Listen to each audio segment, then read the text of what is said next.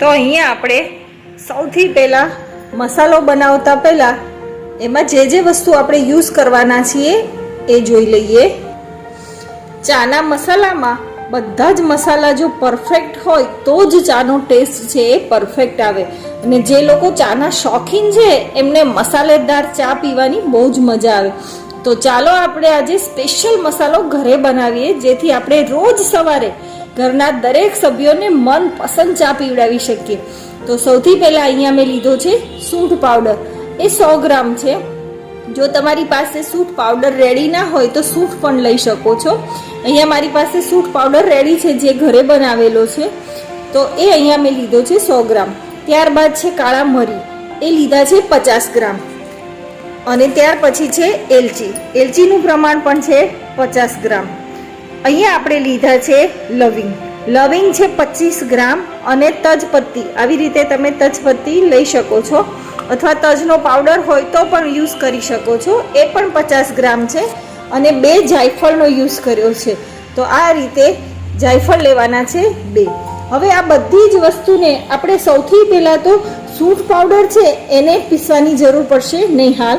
એટલે આ જે તજ, લવિંગ, એલચી જે છે, મરી, એને આપણે ખાણી દસ્તાથી થોડા ટીચી દઈશું, જેથી કરીને મિક્સરમાં એકદમ સરસ રીતે પીસાઈ પણ જાય અને એનો ઓરિજિનલ ટેસ્ટ પણ આવે. તો આ રીતે આપણે ખાણીમાં બધી જ વસ્તુ એડ કરતા જઈશું.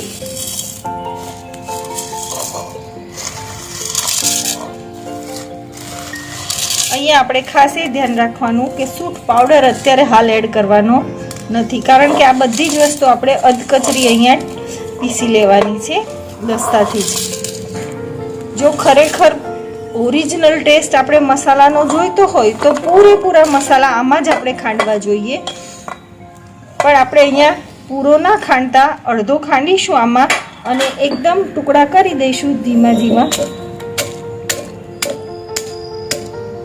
તો આ રીતે આપણે પીસી લઈશું.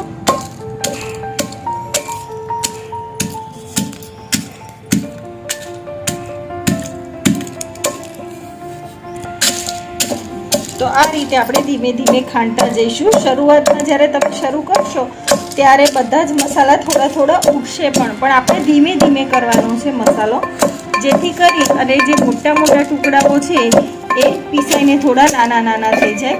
તો એકદમ નાના ના થાય ત્યાં સુધી આપણે આ રીતે થોડા 2 થી 3 મિનિટ સુધી આ રીતે મસાલો કૂટતા તમે જોઈ શકો છો કે બધા જ મસાલા છે એ અધકચરા થઈ ગયા છે.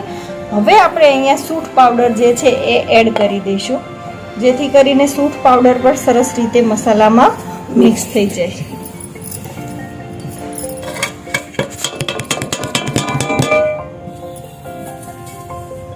અને ફરી પાછો આપણે બધો મસાલો છે એ કૂટી લઈશું આ રીતે.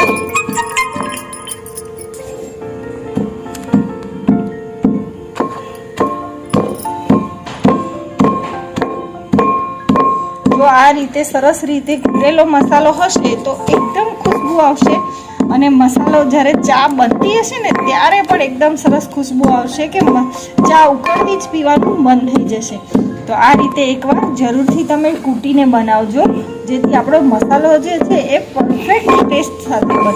તો હજી પણ આપણે એકદમ સરસ પાવડર જેવો ના થાય ત્યાં સુધી 2 થી 3 મિનિટ વધારે આ રીતે કૂટી અને બધો મસાલો મિક્સ થાય એ રીતે કરીશું. તો આ તમે જોઈ શકો છો કે કૂટીને મસાલો એકદમ મસ્ત રીતે ઝીણો કરી દીધો છે. હવે આપણે એને લાસ્ટમાં મિક્સી જારમાં એકદમ પાવડર પેસ્ટ બનાવી દઈશું, જેથી બજાર જેવો જ પરફેક્ટ ટેસ્ટવાળો મસાલો બનીને રેડી થઈ જાય. ચાનો મસાલો મિક્સીમાં એકદમ પેસ્ટ બની અને રેડી થઈ ગયો છે પાવડર ફોર્મમાં.